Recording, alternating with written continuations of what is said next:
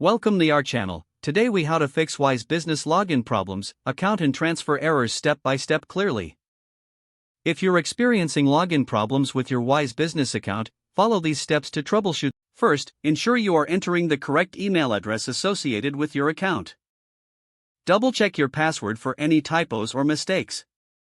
If you've forgotten your password, click on the Forgot Password link to initiate the reset process. After resetting your password, try to log in again using your new credentials. If login attempts fail, ensure that your internet connection is stable and strong. Try clearing your browser's cache and cookies, as this can sometimes resolve login issues. If you're using a VPN or proxy, consider disabling it temporarily.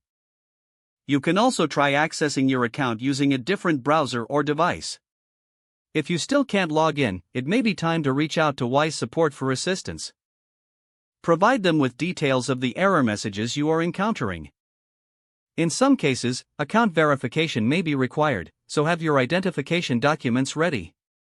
If you're facing transfer errors, check to ensure that all recipient details are entered correctly. Verify that your account balance is sufficient to complete the transfer. Look out for any notifications or alerts from Wise that may indicate issues with your account. If the transfer still doesn't go through, try logging out of your account and then logging back in. Attempt the transfer again after refreshing the page. If issues persist, consider checking your account activity for any unusual transactions.